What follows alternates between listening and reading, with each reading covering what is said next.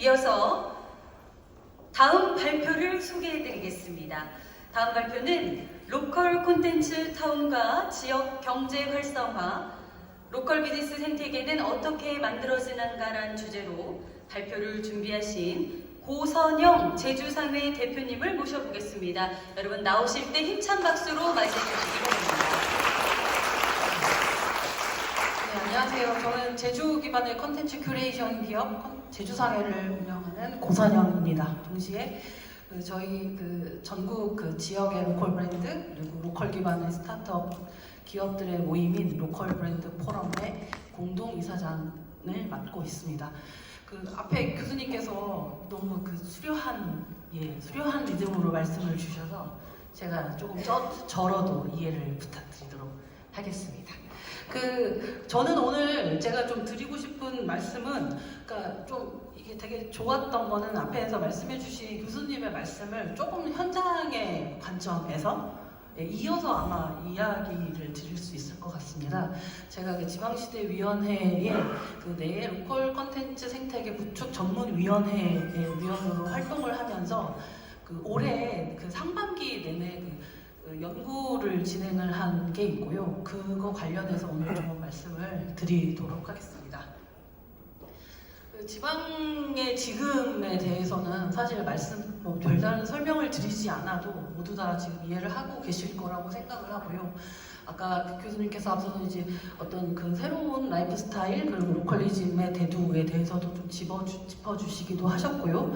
여기에 또 더불어서 지금 정부에서 국정과제 119번 그리고 이어지는 120번을 통해서 지금 다양한 지역의 어떤 활성화 그리고 지역 산업을 만들어나기 위한 많은 지금 정책을 시도를 하고 있는 중입니다. 로컬 생태계 같은 경우에는 이런 성장은 사실 이번 정부뿐 아니라 좀 오래전부터 이야기가 되었던 사실이 있고요. 그리고 좀 말씀을 드리고 싶은 게 사실 아직 우리가 로컬이라든지 로컬 브랜드, 로컬 브랜딩 이런 관련한 언어들에 대해서 조금씩 상황에 따라서 조금 다르게 사용을 하고 있는 경향이 있습니다. 그래서 제가 오늘 드리고 싶은 이 로컬에 대한 이야기나 이런 것들은 이런 의미로 좀 사용을 하고 있다라고 봐주시면 될 것 같습니다. 로컬 컨텐츠 생태계의 특징에 대해서 기업이 지역의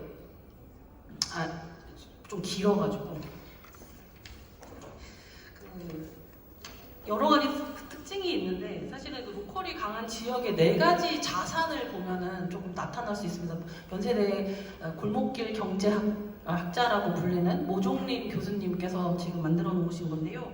로컬 크리에이터가 존재하는가 그리고 중심지 문화가 원도심을 의미하는데 이런 지역 내의 중심지 문화가 존재하는가 그리고 원도심 형태의 건축 환경, 보행 환경도 굉장히 중요한 요소라고 볼 수 있고요. 그리고 청년 인구가 얼마나 있는가를 좀 기준으로 볼 수 있을 것 같습니다. 로컬 생태계 구성과 필요성에 대해서도 여기 지금 잘 보이실지 모르겠는데 여러 가지 지금 지자체라든지 정부에서 이런 로컬 크리에이터 육성과 유입을 위한 각종 대안을 마련하고 있는 중이기도 하고요. 그리고 어떤 지역 자원의 다양한 활용과 지속 가능한 운영을 위해서 하나의 생태계적 접근으로 지역을 바라보아야 한다라는 의견은 모아지고 있다라고 생각을 하고 있습니다. 로컬 컨텐츠 생태계를 어떻게 구축을 하는가에 따라서 단계별로 지금 좀 이번에 좀 정리를 하게 되었습니다. 그래서 1단계에는 로컬을 재발견하고 그리고 로컬의 가치를 좀 인식하는 그런 단계이고요. 두 번째는 로컬 컨텐츠를 발굴을 하는 그런 단계를 넘어서서 지금 많은 지원이라든지 정책 사업이 좀 중심으로 열리고 있는 로컬 컨텐츠 사업화의 단계를 넘어서 지금 우리가 조금 주요하게 그리고 좀 과제로 가지고 가야 할 것이 로컬 컨텐츠 타운화입니다.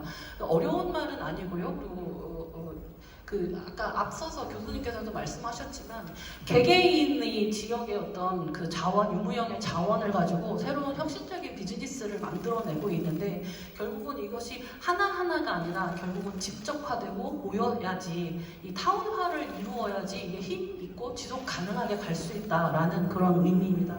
이런 타운화를 위한 그 지원이라든지 정책 이런 것들이 지금 굉장히 필요한 상황이고요. 이 타운화의 과정을 넘어서서 그 다음으로 나가는 게 결국 산업화의 단계입니다.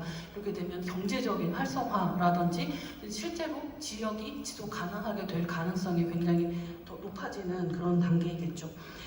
오늘 설명을 드릴 거는 약간 타운화에 대한 내용이고요. 지금 그에 앞서서 지금 생태계 구축을 위해서 지금 정부에서 어떤 사업을 지금 진행하고 있는가에 대한 소개도 각자 좀 드리도록 하겠습니다. 사실 이제 오늘 농림부에서 주최하시는 이런 행사인데 농림부뿐만 아니라 직접적으로 중기부 그리고 행안부, 국토부에서 지금 다양한 사업을 진행하고 있고요. 그리고 지금 농림축산식품부는 그 농촌 공간의 기능을 재생해서 주거 정주 및 일자리를 지원하는 농촌 재생 프로젝트를 다양하게 진행을 하고 있고, 문체부 같은 경우에도 이제 문화도시를 이제 그 서포트하는 방식으로 해서 지금 지역의 그 로컬 고유의 컨텐츠를 기반으로 한 여러 가지 비즈니스라든지 이런 생태계, 자생적 생태계를 만들어 나가려고 노력을 하고 있습니다. 이 외에도 지금 좀 다양한 정부 사업이 있는데 그 정부 사업으로 봤을 때 이 사업의 움직임을 봤을 때 지금 좀 중심이 되는 이런 그 내용이라든지 이런 게 좀 정리가 될 수 있는데 개개인 이런 로컬 크리에이터를 지원하는 것을 넘어서 지금 상권이라든지 아니면은 이제 마을이라는 지역 전체에 대한 이런 서포트로 나아가는 그런 정책을 지금 많이 실시를 하고 있고, 그리고 실제로는 그 로컬 크리에이터들을 위해서 이제 공간 기반 그리고 장소 기반이 되는 로컬 크리에이터들을 위한 이런 부동산적인 면의 지원도 지금 계속 진행을 하고 있습니다. 제가 정부의 입장을 말씀드리려고 하는 거는 아니고요. 지금 이런 것들이 지금 그 부처들에서는 현장의 목소리를 그래도 꽤 많이 지금 담아서 실제적인 방식으로 만들어 나가고 있다는 점을 설명을 드리고 싶습니다. 이번 연구를 진행하면서 저희가 226개의 지자체의 로컬 컨텐츠 생태계 구축 현황에 대해서 좀 조사를 하였었고요. 사실 지역의 어떤 특징들 그리고 지역의 자원들을 좀 분류를 해서 이런 컨셉의 컨텐츠 타운들을 좀 만들어낼 수 있다고 설명을 드릴 수 있을 것 같습니다. 역사문화, 건축자원 타운, 그리고 자연경관, 액티비티, 특산물 미식체험 타운. 사실 이제 농촌에는 지금 이 세 번째의 컨텐츠들이 가장 많다고 볼 수 있고요. 그리고 지금 현재 조금 새로운 방식으로 나오고 있는 것들이 어떤 라이프스타일 기반의 산업 타운들이 지금 만들어지려고 하고 있고요. 그리고 커뮤니티 기반의 그런 컨텐츠 타운들이 조성이 되고 있습니다. 그 각각의 그 대표적인 예를 좀 간단하게 소개를 드릴게요. 오늘 제 시간이 좀 많이 모자란데 그 역사문화 건축자원 타운 같은 경우에는 아마 많은 분들이 아실 텐데 인천의 계양로 프로젝트를 좀 들 수 있을 것 같습니다. 그 근대 문화의 건축 자원을 시작으로 하였고요.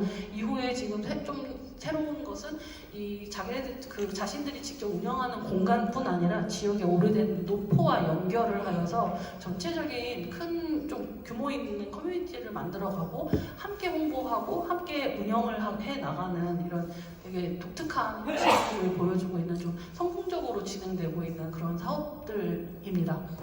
그리고 두 번째는 자연경관 액티비티 타운 같은 경우에는 아마 다 아시는 양양 서피비치를 들 수 있을 것 같습니다. 여기서 좀 유의미하다고 볼 수 있는 것은 저희 서피비치에서 이 사업을 진행할 때 양양군에 굉장히 되게 합이 잘 맞게 이 지자체의 도움이 되게 컸다고 합니다. 특히 이제 공유 수면을 사용할 수 있도록 하는 게 사실 쉬운 일은 아니거든요. 그래서 그걸 처음 시작을 하였고, 그래서 그 서피비치의 사업을 통해서 1년 중에 이제 한정적인 기간에만 사용되던 이런 해변이라는 자원을 이제 거의 1년 365일 운영을 할 수 있도록 좀 많은 그 지원이 있었다라는 사실이고요. 그리고 지금 그 서비비치를 중심으로 해서 그 서비비치에서 그리고 양양의 그 터미널까지 연결되는 이 지역을 이제 새로운 관련한 산업의 창업가들이 지금 지원하고 육성하는 이런 컨텐츠 타운으로 지금 만들어 나가고 있는 그런 중입니다. 그리고 군산에는 영화 타운이 있습니다. 군산은 근대 문화의 어떤 역사의 그런 컨텐츠들이 굉장히 강하고, 그리고 그리고 백화수복이라는 그런 지역의 전통주가 있었던 그 지역인데요. 그 백화수복은 지금은 이제 다른 대기업으로 넘어갔지만 그런 역사성을 가지고 그리고 지역의 곡물이라는 이런 자원을 가지고 청주를 중심으로 해서 만드는 양조 컨텐츠 타운을 지금 만들어 나가고 있는 기업입니다. 그래서 그 지역 내 전체적으로 이런 플로우라든지 구성을 통해서 그 하나의 그 기업이랑 브랜드뿐만 아니라 이 지역 전체를 다 같이 묶어서 지금 브랜딩하고 있는 그런 작업을 하고 있고요. 그리고 뒤에서 더 자세히 말씀을 드리겠지만 그 지역의 그 자원을 활용해서 창업을 하는 창업자들을 위한 그 도움 그들을 이제 좀 육성하고 그리고 지속적인 교육을 할 수 있도록 주식회사 지방이라는 지역관리 회사에서 로컬 컨텐츠 메이커 스페이스라는 공간을 지금 운영을 하고 있습니다. 그리고 여기 지금 라이프스타일 컨텐츠 타운 같은 경우에는 다 아시는 강릉 커피가 대표적으로 있을 수 있고요. 그리고 마을 커뮤니티 같은 경우에는 지금 공주의 재민천을 중심으로 하고 있는 그런 크리에이터들이 모여있는 이 재민천 타운을 좀 볼 수 있을 것 같습니다.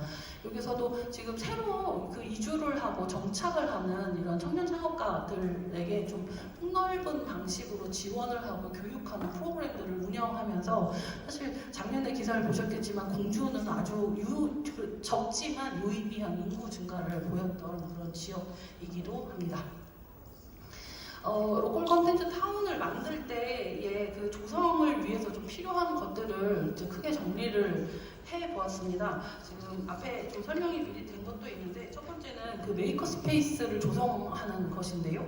그리고 두 번째는 앵커 기업이 앵커 기업 또는 앵커 조직, 뭐 개인이 될 수도 있지만 지역 내에 반드시 그 컨텐츠 타운의 중심이 될 수 있는 조직이 필요하다라는 것과 그리고 로컬 크리에이터를 지금 발굴하고 육성하는 방식 이런 것들이 사실 되게 큰 단위로 이어지고 있는데 우리는 그 지금 뭐 지자체라든지 좀 작은 동네 단위의 로컬 크리에이터를 발굴을 해야 될 필요가 있습니다.